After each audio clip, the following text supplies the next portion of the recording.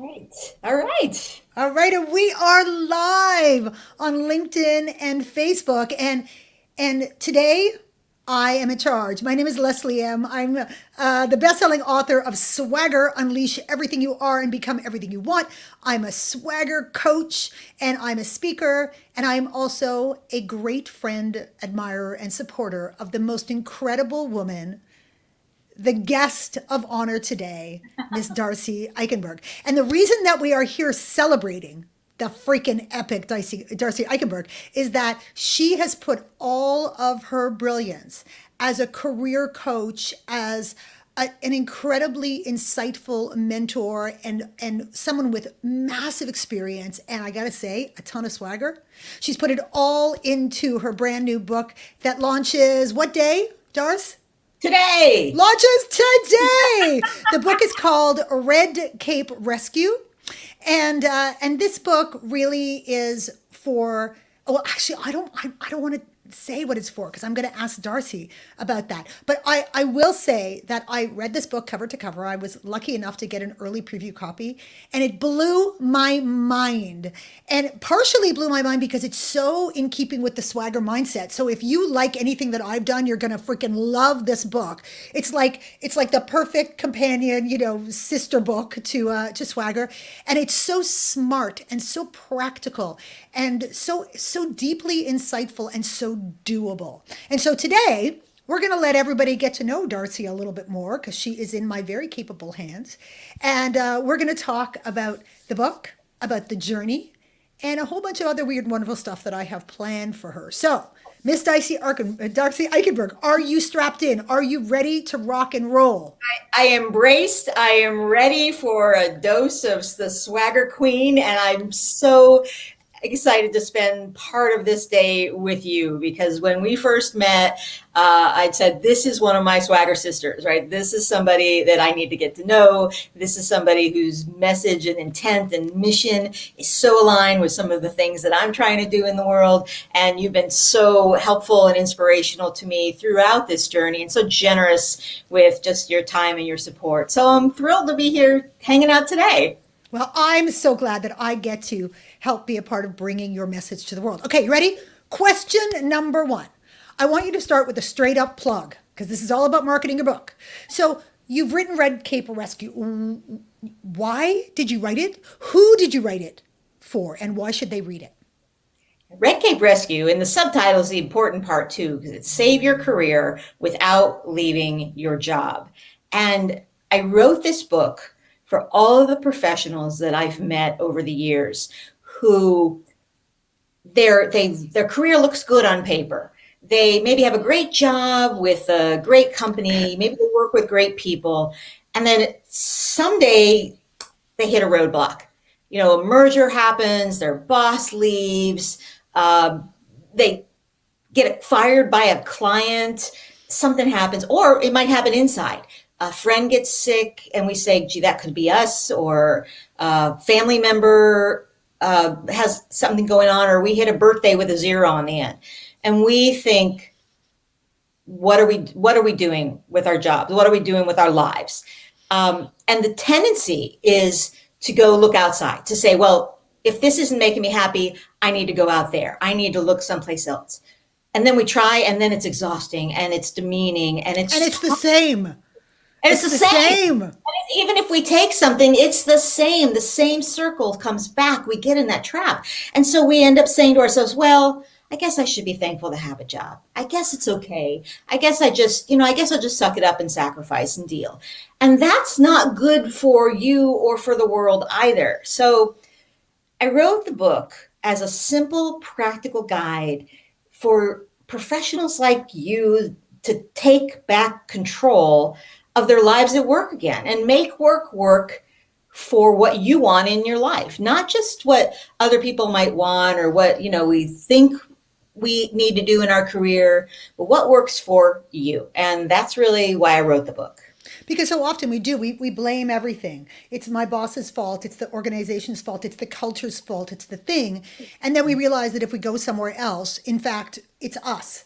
it's we're the ones who have the agency, and we're just not using it because we don't know how to do that. That's why I love your book so much, because it's so instructional. You know, it really is a guidebook to getting over those hurdles, not just a lot of fluffy wuffy inspiration. It's really practical. So what's the origin story? So how did you make the change to this line of work, and how did it end up inspiring this book? Yeah.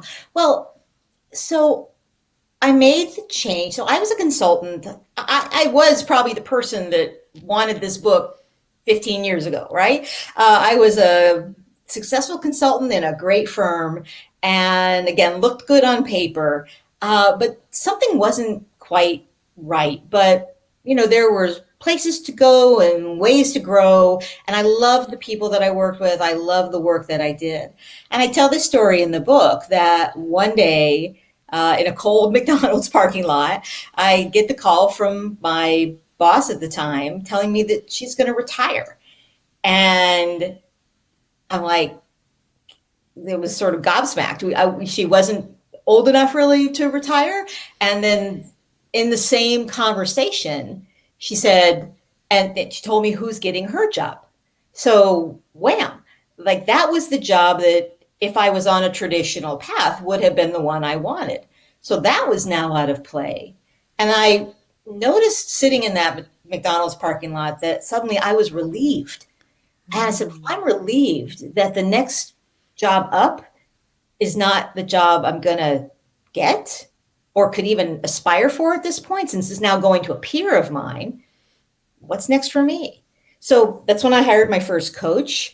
And that coach helped me get really clear about the things that I wanted in my life at work, the things that I was good at, and gave me some other words around that I really hadn't thought of before. And I realized that so much of what I had enjoyed in my work and the places where I felt, now I use the term in your superpower space, but were where I was behind the scenes, helping others to be able to soar, to be able to do the things that they needed to do.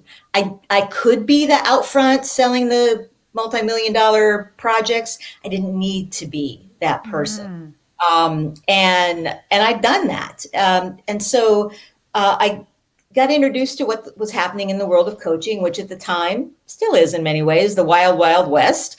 But really realized through getting involved in some professional associations that this was a profession. There were competencies, there were things you can learn about how to help people bring out their potential. It wasn't just talking to people. And then I recognized I could actually create an opportunity to do that right in my own company. And so I entrepreneured. I actually created an internal coaching program. I pitched it. I had to pitch it first to say, I'm made up my own job basically for a while. This is what I want to do that takes more advantage of some of the things that I'm great at and I want to keep growing. And fortunately, I had the opportunity to do that. And by doing that for a while, it really gave me a little more experience with understanding what this world of coaching and developing people could be like. And so, when the time came to make some other decisions, I decided, I wanted to be putting both feet in this world and doing it all the time. So that's what I've been doing ever since. And it always changes. And, and writing the book is a great way to just be able to get more ideas in people's hands and be able to extend the messages that I think really can help relieve some of the pressure that people are feeling about what's going on in their world at work. So was that you were like, the book is an extension of that? I got to put it on paper. I got to get it out there. It's my message, my purpose. Yeah, well, this book really came to form, yeah, absolutely over the years, because a lot of these things are things that I've been teaching for many years. And I have a blog at redcaperevolution.com that has, I don't know, right, last count, we've probably got over 250 articles and posts and interviews with great authors like Leslie Ehm of Swagger. But the thing that then congealed all this was the beginning of the pandemic. So it was March 2020, And I have a weekly email. I have an insider community that I write to every week, and they're little short stories or tips or strategies. We keep it fun, we keep it light, but Wait, also keep how do people join that list? How do they if they're become a part of this? redcaperevolution.com/insiders. So Okay. that's my weekly email, my little love note to people in the community, and it's a Everybody sign up for that right now. You great want place some to Darcy get love. Do it. Do it. involved.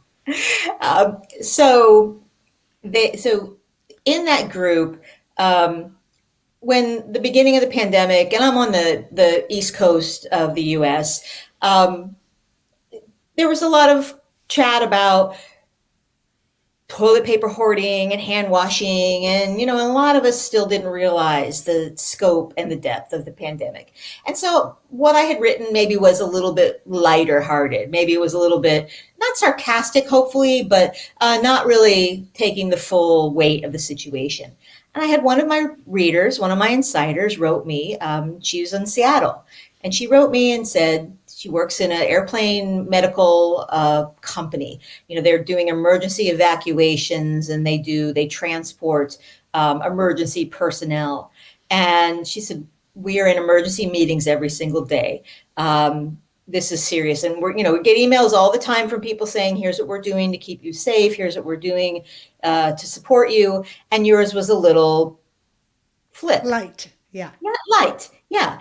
And she said, I just wanted you to know I still love what you write, which again, I was appreciative instead of being somebody who was like, unsubscribe, delete, trash me to other people. She stepped up and she told me. And I stopped and I said, she's absolutely right. And so the next week I wrote the group and I said, what do you need from me? Tell me what you need from me.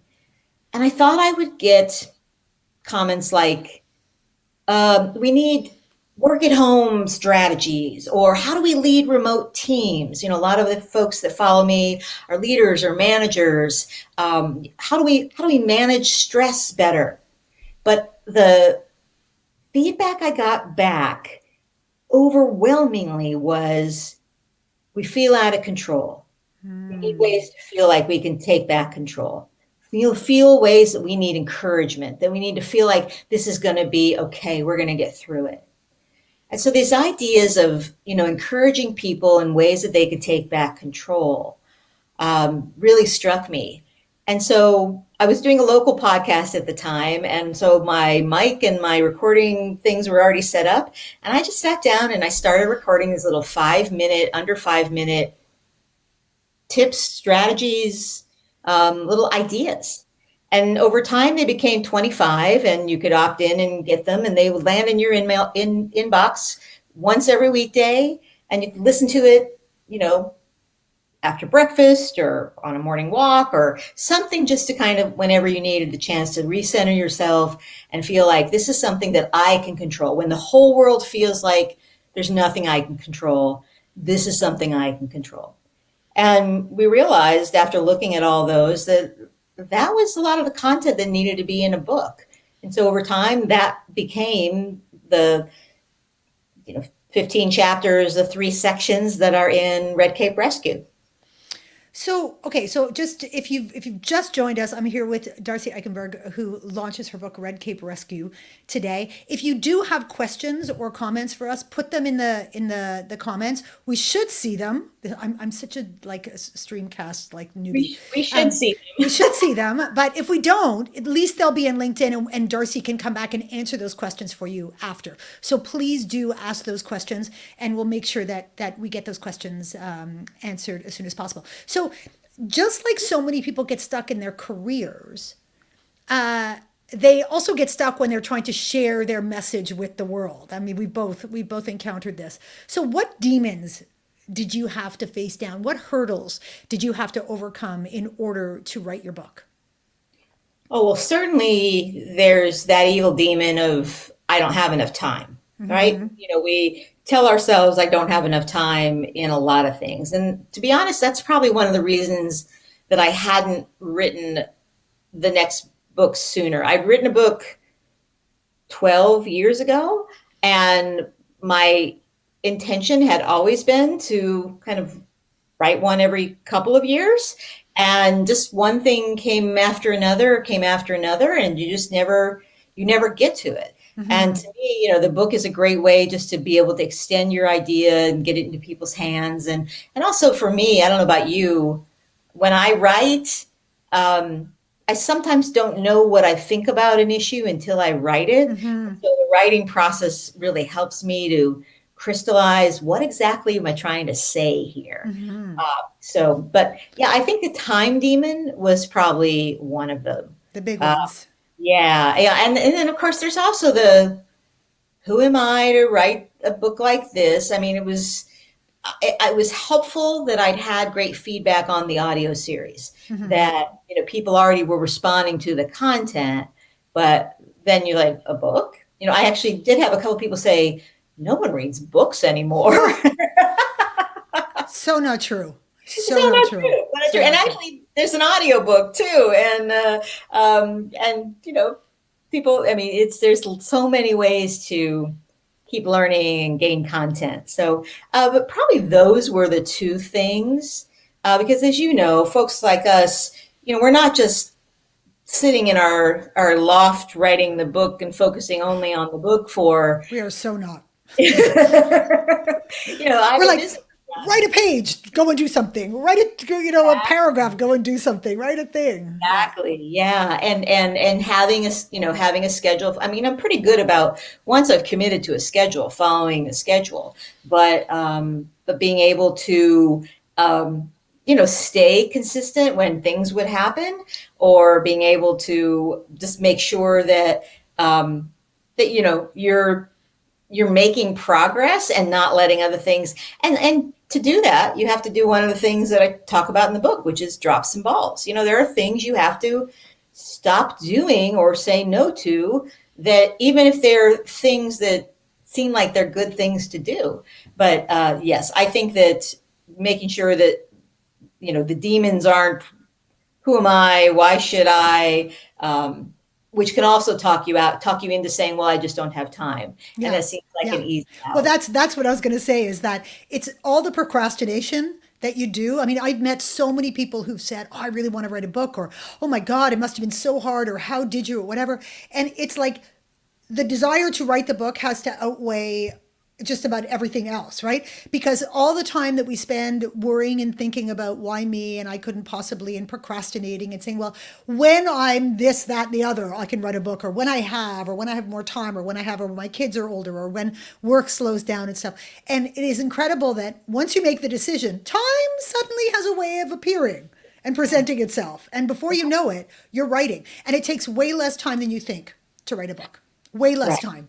Right. I found. I thought it was going to be, it's going to take me years to actively write it, and it wasn't the case. So, as a two-time author, is the process of writing a book what you expected it would be? Would it be? Is it easier? Is it harder? What have you learned from the process of writing? So this time, I feel like, I mean, it was so much different than my first time. First of all, I had a partner. I had Page Two Publishing, which is how we met. Yes, this time you had page I, two. I like to think that we would have met somehow anyway. But being able to have a professional group that was supporting me, that was guiding me through the process, holding me accountable. Although once I agree to the accountability, I'm pretty good about keeping that accountability. I don't squirm out of too much, but. So that was very different this time, and because having a schedule and having an end date. I mean, it's so funny. We're here today. On October 12th, we set that date last Yeah, September, right? last And it last feels like month. it's so far away. It feels like, oh my God, I'm so much time. And then all of a sudden you're like, oh crap, why am I scrambling now? What happened? I know, and I'm we use Basecamp in my business, and I'm a like a planner and a plotter, and I had all the phases mapped out. I mean, this is the stuff that if I wake up at 3 in the morning, I'm like, well, here's these things I don't want to forget, and yet still, even with all that time, you're running and scrambling, and there's also always things that you forget. So it just happens like that. So, Yeah. but yeah, so that was one thing that was different. I think another thing too is that um, that I've been writing. I've been a blogger for over 10 years. And some of the ways that I write is a blogging style. It's meant to be consumable, it's meant to be taken action from it. It's not meant to be an academic tome. That's never been me. It's meant to be what's that thing, what's that reminder or that new perspective on an old way of looking at something that then you can go off and try, or even just, sparks a different thought in your head. And so that helped to know that that's all I was trying to do. I wasn't trying to be the most academically researched, in depth book, although this book was more researched and notated, and there's more stories and more. Yeah, people are intimidated by that. I find in the business book community, they go, "I'm not an academic. I don't have all of this research. I don't know how to do all that research." And we've learned that your experience is your research. If Yeah, you have the stories and you have the proof of concept and you've seen it, that's credible. And that yeah. we have to learn to trust that. Absolutely. And I'm an incredibly curious person. Like if I had nothing else to do all day, I mean, I could go down so many bunny holes with just stories and learning about different things. And so, as I was looking for different ways to illustrate points and to be able to reflect, different people's points of view, I practiced one of the skills that I write about in the book, which is ask for what you need. And I have a really great friend who's a brilliant journalist, who had some time. And I asked her if she would help me just do a little bit of research. I kind of knew what I wanted to illustrate at certain points, but taking the time to do it, I could spend all day trying to find the perfect Yeah. story. So, but she got where I was going and just helped me shorthand some of that. So thanks to Marcy Bailey. So Marcy Bailey, woo, Marcy big up, Marcy Bailey. Bailey. So yeah, really helped with a lot of research beyond the stories that I had, but to help just give other perspective of stories that from other places and other people too. So Well, I that think I think it raises a good point in that you mentioned Page Two as a publisher who I'm with as well, and I mean to have that kind of, they're not even a typical publisher because it's like joining a family, and you really are tapping into all of the expertise within the organization, but also you join a community of soon to be aspiring or published authors, all of whom are willing to help. We all have been through the journey together and we all know how difficult it can be and how challenging. And we are there for each other, just as your community is. So if you're listening to this and you feel like you have a book in you, asking for help is going to be key to your success. Tapping into the people around you whose place of excellence and expertise is in things that you may not be expert in, ask them for help. Their contribution will be so meaningful. They'll be flattered that you ask them. That that you'll shout them out in the book and celebrate them and all of that. Good, everybody wins. So I think that we have this image of being an author means like going into your hovel and closing the door and locking it and like by yourself until you grow this long beard, even if you're a woman, and that it's this lonely pursuit and all the rest of it. It doesn't have to be like that. Certainly not from a business book perspective. Find people who you trust who can read a chapter and give you feedback. That kind of stuff I think is so important for us as a community of message bringers, that we support each other's messages, and there's space for all of us. Yeah, and it's so crazy how, and I don't know if this is just me, but at first you don't really trust that. I think the little lizard brain in your head says something like, "Well, she's just being nice," or "He's just being nice." And there's even this piece, and I actually brought this into the book in talking about how, there's the theory of reciprocity that's out there as one of the ways that informs human behavior. But I think that the reciprocity of I'll do something for you so that you'll feel like you should do something for me, I think it's abused way too much. Yeah.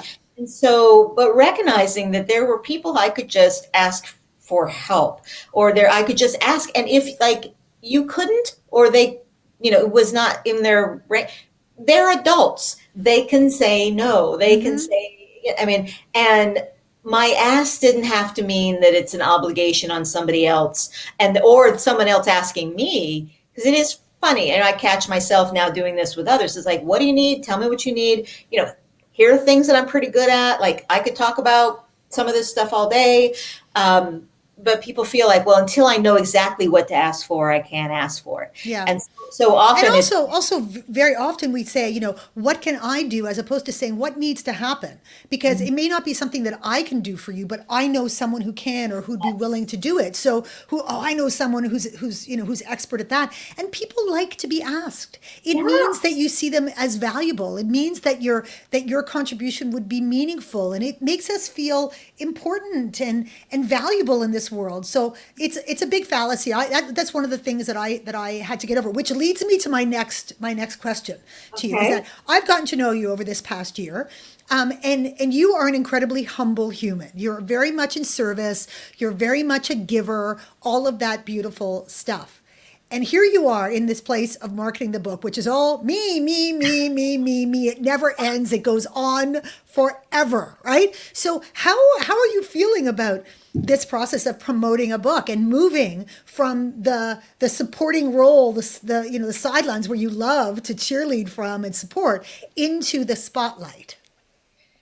Yeah. So today is a weird day to ask because there's so many things going on in my head. And as you predicted, you told me this before I even asked for this, that when the book comes out, you'll actually like, crash a little first. You'll maybe Hmm. feel a little sad. And there's, Yeah.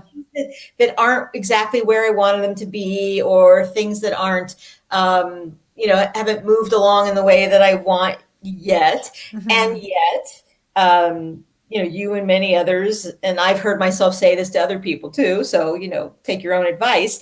And said, this is, as to use one of my mentors, Dory Clark's words, this is a long game, right? Long game.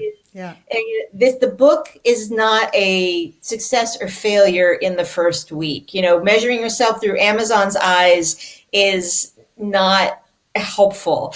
And especially, a book like mine, is it's very targeted. It's for a certain type of person. But that person, I don't want that person to struggle. I don't want that person to feel less than in their work any any minute. And so, yes, I have to get better at being in the spotlight to talk about it, because what I'm doing is I'm trying to talk to that person. I want to reach, when I'm asking people to share, when I'm asking people to write reviews, I'm asking people to help us help other people. Yeah. So I don't have I probably have enough of an ego to be okay in the spotlight, Hmm. but there is always a little voice in your head that says, when is it too much? Yeah. And as long as I make sure that I always want to be coming from a place that it if it's about me, it's about me as a source for other Yeah. people. That there's a bigger thing. It's not just about me. Like, oh, put some pennies in my account by buying the book. Yeah. I It's think really I think not. that's such an important reframe for everybody, because a lot of people go, I could never step forward and take the spotlight and do all that kind of stuff. But if you're in service of your message and you're the conduit for it, then you're doing your good work in the world. It's not about focusing the spotlight on you. It's about using that spotlight to further the message and to promote it. So you got to eat up that light to be able to shine it back for other people. And I think that it's you get a little over yourself after a while. You're like, oh God, like, if I'm over myself, how do other people feel? But then you realize, no, you're reaching new people all the time. The message is resonating differently with different people. The more you do, the more you put yourself out there, the more the message kind of filters out. And it can't happen unless you got to step up and into the spotlight. And it's not about your ego. It's about being in service, truly in service of your message. And your message is such an important one.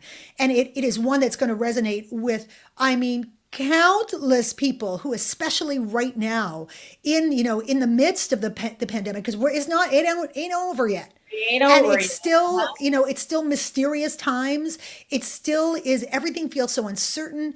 And you also don't have some of those easy things where you're in the culture every single day. You can put your little antenna up and see what's going on and try to read the room. Oh, no, no. Now you're like trying to navigate, negotiate your career in the dark, which is even more stressful. So I think that this book is coming at the perfect time to help people say it's not about what's happening out there, it's about what's happening in here, and focusing on what I want and need for my career, and understanding that I have choices. I can make decisions, I can reframe, I can reposition, I can change the words that I use. I can change my intention.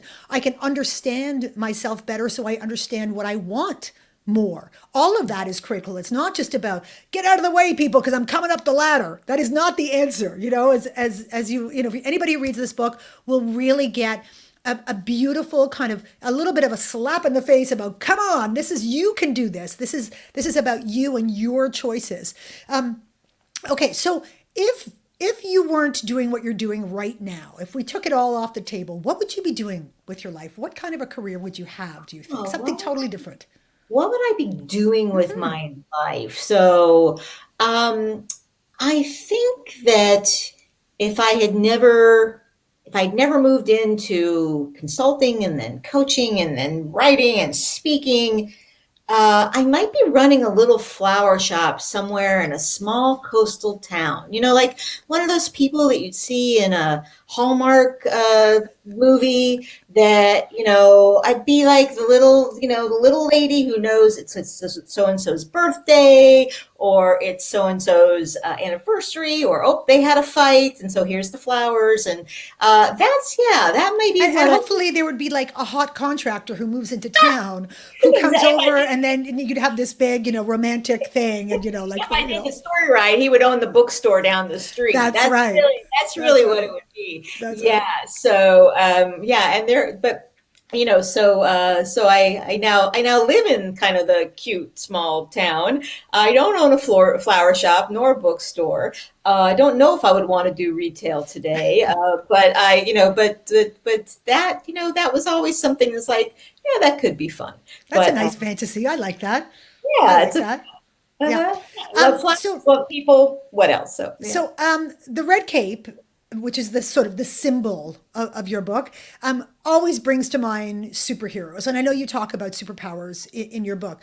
So it's not just about having agency over your career and your life. It's about tapping into your superpowers to be able to accomplish that, which of course serves every aspect of your life. So if you could have any superpower, what would it be and why? If I could have any superpower, what would it be and why? I don't think anybody's ever asked me that question, Leslie. Uh, I would probably have the superpower to not have to sleep. Um, Ooh. because even though I enjoy it, I, I always feel like there's always another interesting idea or something to pursue. And so, if I could have the superpower to not have to sleep and to not ever get exhausted, how's that? Yeah.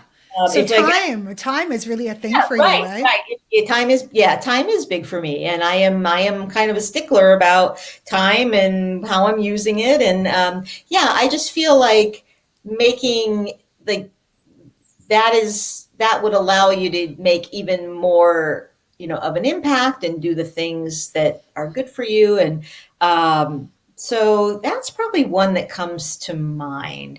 I hope that doesn't happen. I mean, unless again, like you could just like press a button, or I was with a friend this week that has like one of those volts where they just plug the car in. Like if I could just plug in and not, and then be able to keep talking to people and keep doing things, that would be Well, great. But apparently, if, as women, especially as we get older, we need less and less and less sleep, right? I You know, haven't as got to that evidenced point by yet, but the, I'm looking. I haven't got to that point yet, but I'm looking forward to it. yeah. So, What's your favorite piece of advice from the book, or two or three pieces of advice? The ones that you go like, if you take nothing else away from this book, but these two or three just go and permeate your brain, what would those be? Yeah. So one we talked about a little bit already is one of the chapters is ask for what you need. And I am just consistently stunned at people who have all the resources and access and ability in the world that, you know, keep themselves in the swirl of being stuck and just don't even think they can ask for something different. They don't even think they can talk to their leader or their manager. You know, they've just taken all these blanket statements as fact. So ask for what you need, I think, is probably one of them. um, I think another one, which is also another chapter that's resonating with a lot of people and that I've, had to learn myself, is to drop some balls.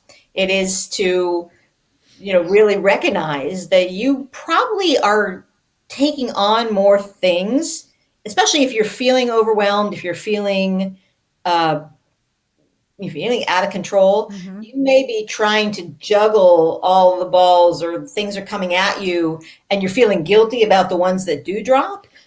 Instead of intentionally saying, hey, isn't that interesting? That ball's been dropped over there and it's just still sitting there. Anybody care? Yeah. Um, and this happened to me at one point in my career. And so there's been a thought that's been lingering for a long time. And I've written about it several times, but is that one point in my consulting career, in a big corporation, um, suddenly I had a health issue and I was out of pocket. It turned out I was out of pocket from November to April. So Wow. pretty big stretch of time. When I came back into the office in April, and I had been in conversation with my team and with my leaders and everybody, and they were great. But I had back in the day, a little Franklin planner with my to-do list in it. And I looked at that to-do list, which was packed to the margins. And half of the things that were on there, they'd gotten done. Half of the things that were on there didn't get done. And nobody noticed. Hmm. Nobody cared. Yeah. So it made me stop and think, what are the things where am I finding problems that don't yet need to be solved? Where am I adding process or stress that is only because I think it's the right way to be, and it cost me something, as opposed to it being of value to somebody else. So when I work with clients, a lot of times on this idea of drops and balls, we'll talk about what are the meetings, what are the reports, what are the just, that you're doing, so you're preparing a presentation instead of standing up and using a flip chart. What are Hmm. the things where you could drop some balls? So I think that's another powerful piece Yeah, is to. the analogy I use is that we got all these balls in the air and then we drop one and we fixate on the one that we drop to the point that we can't keep the other ones in the air. We get obsessed with the fact that we drop one, as opposed to going, like to your point, oh, what the hell? I'll pick it up later. And usually it's when another one drops, you go, oh, look, I've got space to pick this one up again. But if you fixate on the thing that you've dropped and you perceive it as that, you get completely distracted and then you lose the rhythm of Well, and keeping the those other balls thing in the that's air. really interesting about that is that if you don't drop any balls, and I think so many people don't see this, if you don't drop any balls, there are no signals to the outside world, to your team, to your colleagues, to leaders, to management, that there's anything wrong. And this is Hmm. one of the things that I think is contributing to this feeling of burnout and stress, and especially in women. And the data Because we is hide it, right? We pretend that hide it. everything's Well, good and we're dying inside. yeah, or we become the sponge. We're the one that's sucking up all the excess. And when there's no excess around, no one looks and says, "Oh, there's a problem over here," or "There's a Yeah. drop ball over here." So we have to sometimes create that level of pain, to be okay It's the with. wake up call.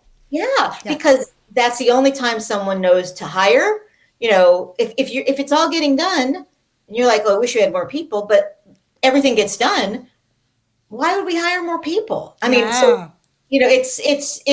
you become your own worst enemy. So dropping some Yeah. balls is something that I work on a lot, and I work on with my clients, and I think it's an important lesson from the book. And one last one that is less about something that's deep in the book, but it really is a core mantra for me that I included, and I really haven't shared this in a lot of my other regular writing, but it's my own personal mantra of somebody out there needs you.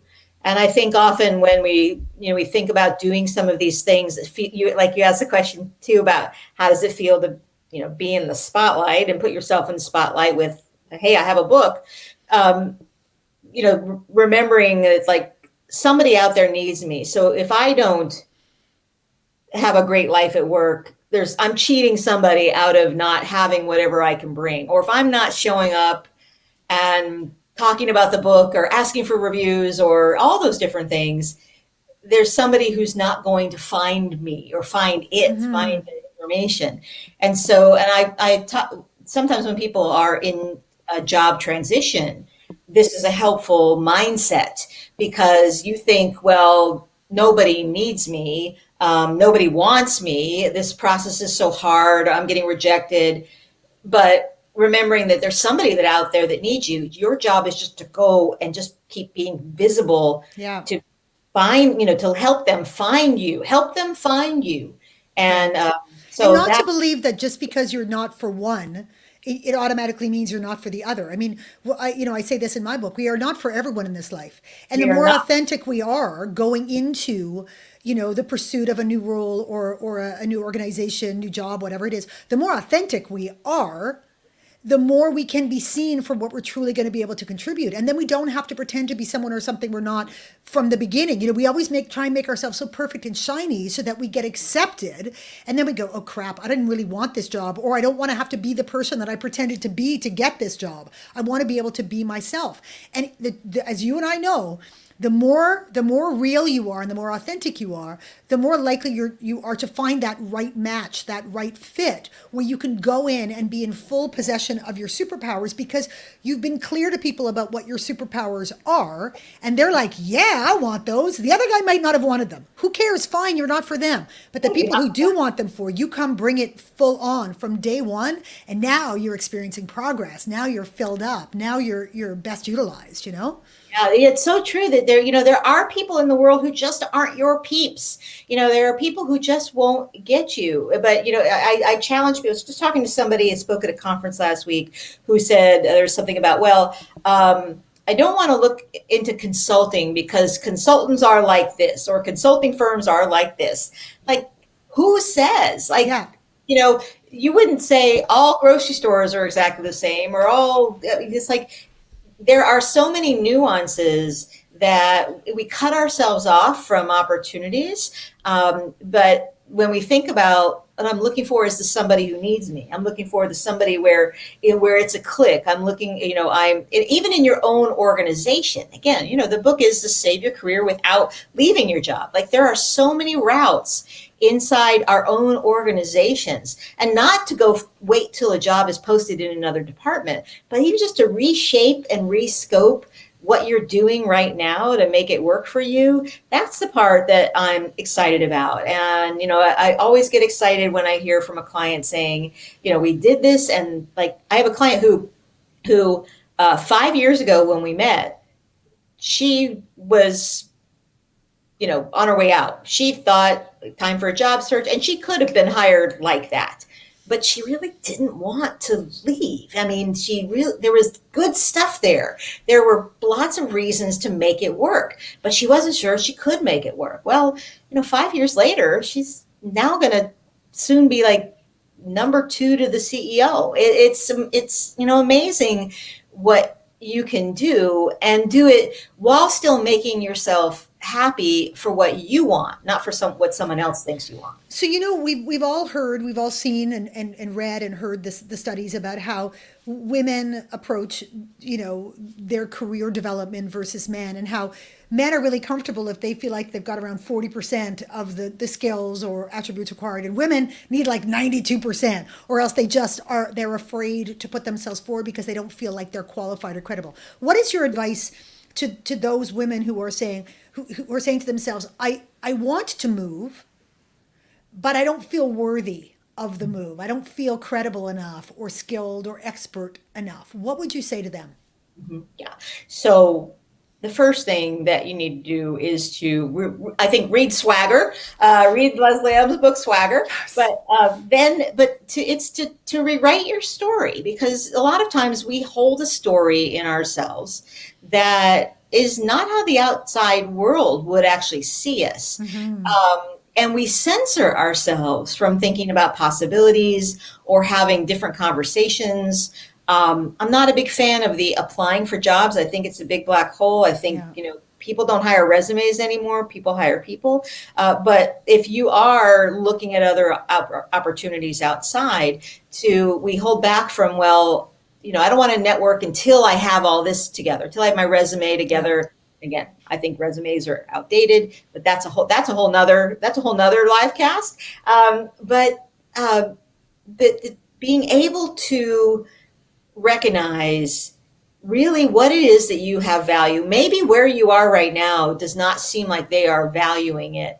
It's a great exercise sometimes to grab a couple of friends and just ask them, like, play back to me what you Yeah. see me doing. Colleagues, I do this in some of my workshops where we do a little mastering the art of bragging exercise, and I ask people to pick out a pride point and just to talk about it, not in a arrogant way, but in a, I'm so honored that I was invited to speak at this conference, or I'm so proud that the book's out today. And to do that with a partner. And very often, I ask people later, did that feel like bragging? Did that feel like talking too much about yourself? And they're like, no. And then ask the partner, did that feel like that person was bragging? And they say, oh my gosh, no, I wanted to hear more. I Yeah, was I call curious. it the resume of awesome. We Wow, tend to that's really awesome. we put our resume, it's like the jobs we've had and the skills that we've acquired and so on. But we are so much more than that. We think about all the things we've experienced in our lives and all of the challenges that we've faced and all of the stuff that makes us a complete person, and all of that is transferable. All of that contributes to who we're going to be when we come to our workplace or our careers, and we got to recognize that we are all of that stuff. I got into the boxing ring. I fought my first sanctioned amateur bout. Do I put that on a resume? No, but it's part of my resume of awesome, because it taught me resilience, it taught me fearlessness, it gave me wisdom, all of these things that are going to be of benefit to any employer who I would approach. So it's recognizing that full resume of awesome. And I tell people, write it. Write your Yeah. resume of awesome. All the stuff you've done in your life that make you badass. And I would All of that. love to see that, kind of thing on. I mean, but the thing is, that comes out in conversation. And, the other place where we get trapped, we hold ourselves back, is that we think a job is in a box. We think it has clear ends Well, that we, because it's been given to us. It says qualifications required, or here's the previous skills necessary. So the working world kind of forces us into these little teeny tiny parameters, and it's never that. When you get that job, by the way, it's never that. It's everybody, always and quite honestly, and people even with the same description. I was talking to somebody the other day who said, well, I really want a director's job. Like, so what does that mean to you? Like, it's is going to be that a, different everywhere you that go. is that for a certain level of income?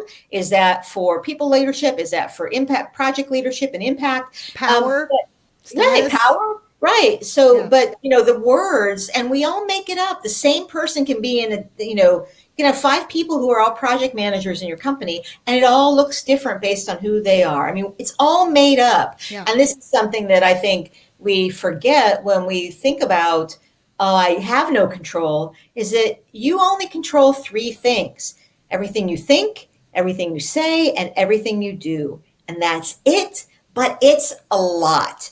And when you decide that you take back control, that you're going to watch what you think and catch your thoughts and shift your thoughts, and again, these are the three sections in the book, right? We'll be able to revise what you think and revise what you say. How are you speaking up or speaking out? And then reinventing what you do or don't do in the case of dropping some balls. So those things, even just picking one of those gives people back so much more control. And it's not in a screw the man, kind of way. It's literally in a, I want. Or screw the woman. Sorry, yeah, right. But it's not in a, and I'm really tired of, thanks for riling me up. I'm really tired Go of Jars. vilifying work, right? We've gotten to this place where, oh, work is hard. That's why they call it work. That we've really made our professional lives evil. And sure, Hmm. there may be some organization, but you know what? It's never organizations. People can be evil. An organization is just a group of people. Hmm. And there are bad managers and bad leaders and there are bad employees. But for you and your experience and what you want, to be able to recognize that if I'm going into work with the vibe of, oh, this is hard and this is awful, you know, real recognizing what is going to make me feel like I'm contributing or doing the things that matter Yeah. to me. Because we Even know that what all that matters in this life is for human beings is to experience progress in their work. And if we're not experiencing progress, then we're going to get disenfranchised, disengaged, unengaged, disengaged. I'm not sure. We're going to check out if we don't experience progress. But we have to define that progress. If we're waiting for other people to define it and then fulfill it for us, it's never going to work. We have to define it. and And we. progress doesn't have to mean up the ladder, right? It doesn't have to mean to the next role. It means for whatever it means for Yeah. you. And this it may mean being able to have the right kind of time and space with your family. It may mean being able to do the kinds of projects or have recognition or be on camera with Leslie Ehm or I mean, there's a lot of different things, but that's a piece where each of us, it's going to look different, and we've got to Mhm. do that work to know what do we value, what does that look like for us, and then everything else, we can ask for what we need, we can align to those things. Okay, so we've got about 10 minutes left here. For anybody who's joined us halfway through, I am Leslie Ehm, Swagger Queen and author of Swagger: Unleash Everything You Are and Become Everything You Want. And today I have taken over the reins and I am hosting the official first step of the Darcy Eikenberg book launch for Red Cape Rescue. It's a book that everyone needs. I'm encouraging all of you to ask Darcy questions in LinkedIn and in Facebook because she's going to answer them after. Sorry, Darcy, I just took away some of your time to answer the That's questions.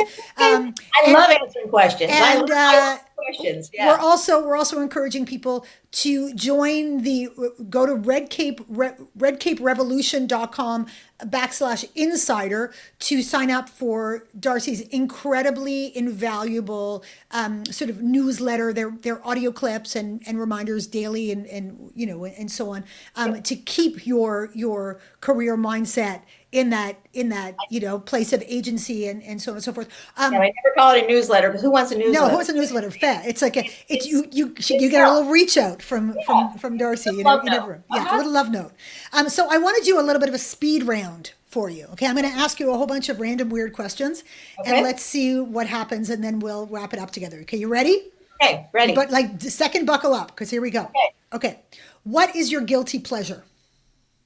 Ice cream. Oh, that was one of my other questions. What is your favorite flavor of ice cream? Chocolate peanut butter. Oh, that's What's hardcore. that? Okay, yeah. I always see you sitting down. How tall are you, Darcy? I am 5'2". I'm You short. are? Yeah. I would never have guessed that you were 5'2". You strike me as someone who is like, imposing almost. You would have, I would have gone like 5'8" or something. Yeah, I would have no. think Yeah, I am short and wide, so which is why you mighty. often see me from here to here. But yes, but I've heard that before. Even when people meet me, they're like, "You can't be 5'2", and I don't wear heels. So I You're guess teeny. Yeah. it's just me. So I get yes, that. I get that too. People always say, "Oh, I thought you'd be much bigger." I'm like, it's going to take up a lot of space. So I use a lot of maybe that's it. oxygen. Maybe that's Anyway, it. um, if you could live anywhere in the world, where would it be? I love where I live. I came here intentionally. So I'm on the southwest coast of Florida near my mom and my sister.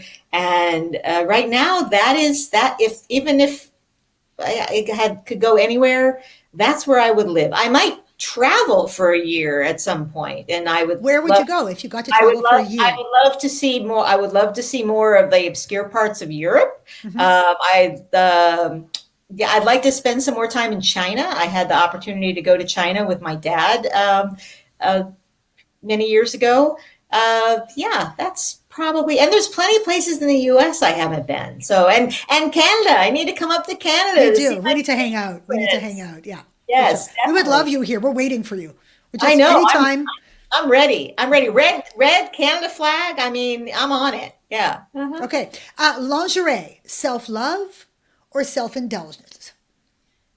Self-love. Yeah, You kind of wear self-love. the little frilly under things. Makes you feel so good, You right? gotta you gotta take good care of the girls, right? You know, it's yes, I self-love. There's Most something definitely. powerful badass to go. You don't know what I'm wearing underneath, but it's hot.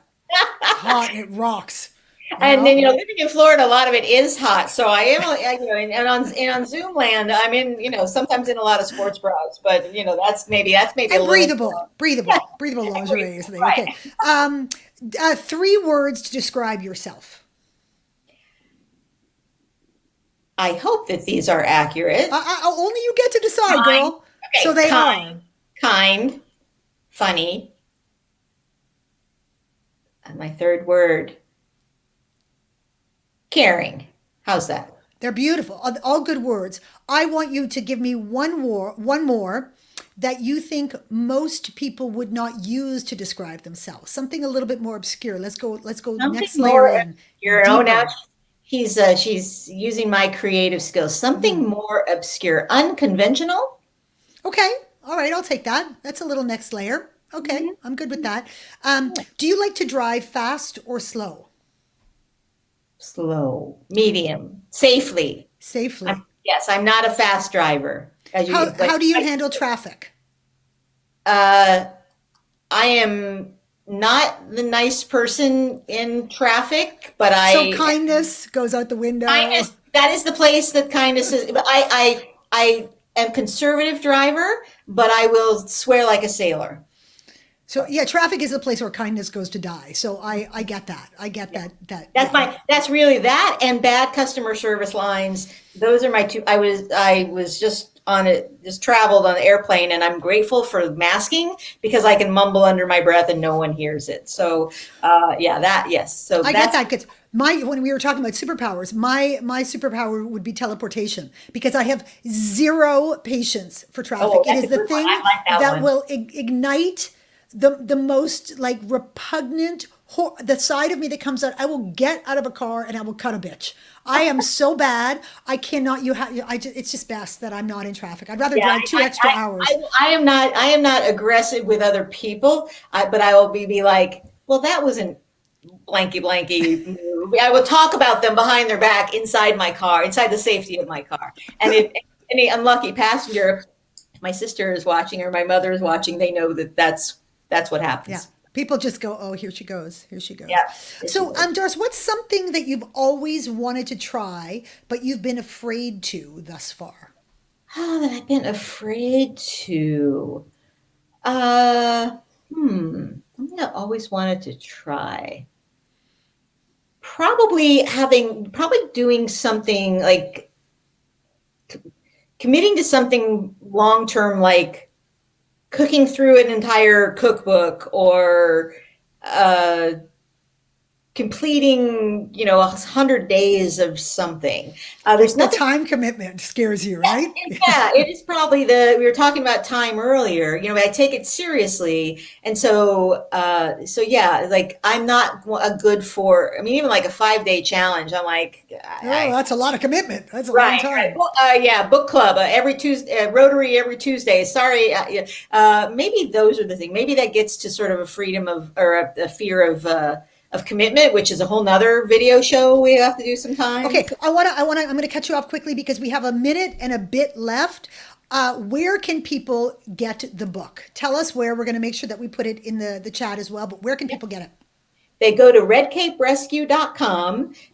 All of the retailers are listed there and they can read more about it and read the different endorsements from people like you and Dan Pink and Dory Clark and, so many people. It is on all the online booksellers, but redcaperescue.com is the place where you can find more information right now.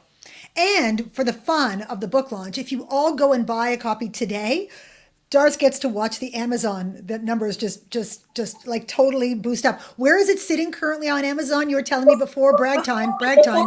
Before we came live, it was 5 in new releases under job hunting, which is always cracks me up because job hunting, this is around helping your job work better. But I guess if you're a job hunter, making your job work better is actually one way to create a new job for Hey, you. great way to So, start, right? yeah, Buy the exactly. book now if you're looking Exactly. for a new role. So you start out with a positive mindset and you have a sense of control. Or if you're in a position where you go, I need a change, but I want to stay where I am and I believe there's more for me to do, this book will also be invaluable to you. I promise you that.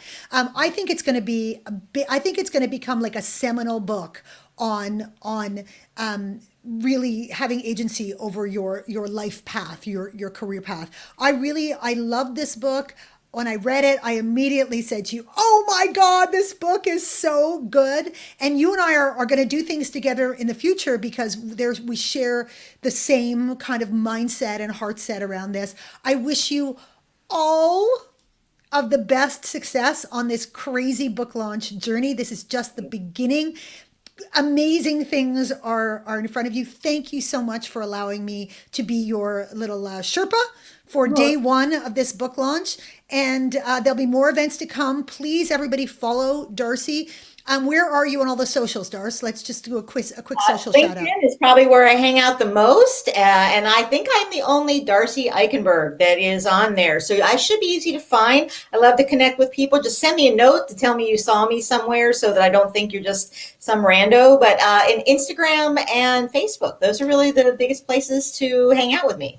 And for everyone watching, if you know someone who talks about the fact that they're stuck in their career, if they're saying they wish that they knew how to change things, get them a copy of this book as a gift because it will empower them and remind them that they are so much more than they think they are. So, Darcy, thank you for joining me on your streamcast today, and I can't wait to see all the amazing things that this book is going to do. Oh, thank you so much for all the support and the generosity. And thank you, everybody. And can't wait to share more stories with you. And maybe we'll get back together sometime and keep talking about what's going on and keep talking about how we keep bringing some of these superpowers to work.